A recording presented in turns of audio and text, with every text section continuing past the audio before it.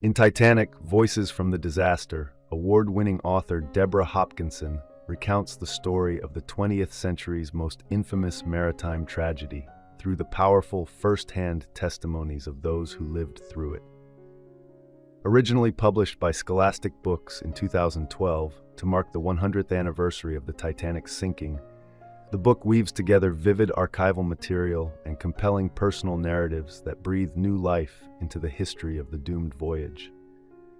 The book begins with a foreword in which Hopkinson reflects on the lasting legacy of the RMS Titanic and includes a detailed diagram illustrating the ship's design.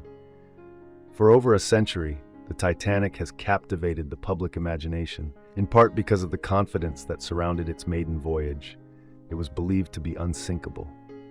Yet this marvel of modern engineering, the largest and most opulent ship of its time, vanished beneath the ocean within hours of hitting an iceberg.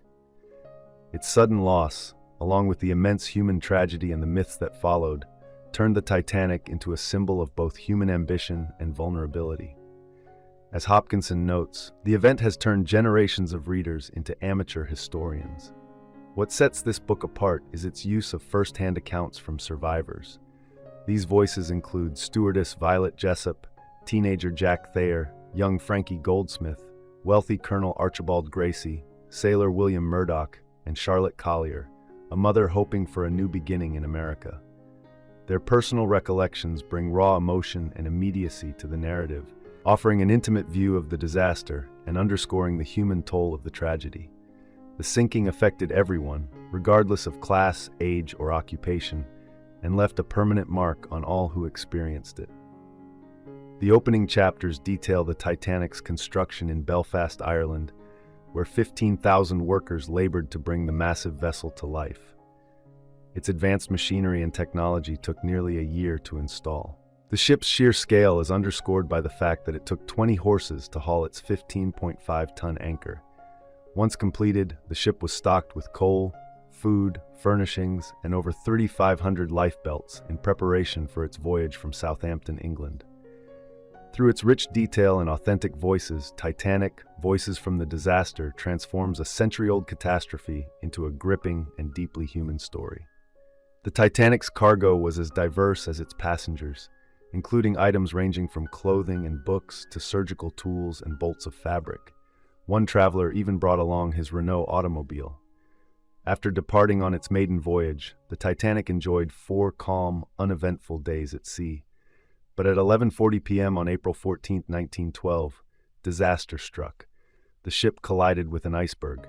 By 2:20 a.m., the Titanic had vanished beneath the Atlantic. Deborah Hopkinson's Titanic, Voices from the Disaster, offers a gripping account of this fateful night, detailing the moment of impact, the jolt that roused passengers from their sleep, and the confusion and panic that followed. Readers witness the frantic rush to lifeboats, the desperate efforts to survive, and the arrival of help from the RMS Carpathia, which reached the scene around 4 a.m., roughly 90 minutes after the Titanic sank. The Carpathia's captain, Arthur Rostron, made swift and thoughtful preparations to care for the survivors.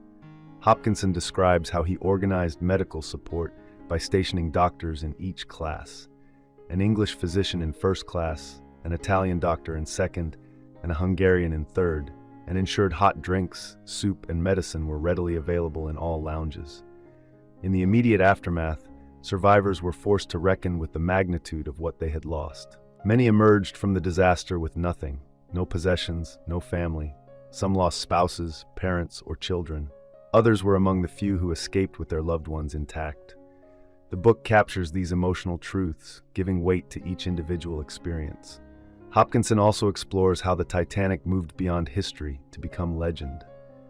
In the epilogue, she discusses the discovery of the ship's wreck in 1985 and how it transformed our understanding of the events of April 14 to 15, 1912.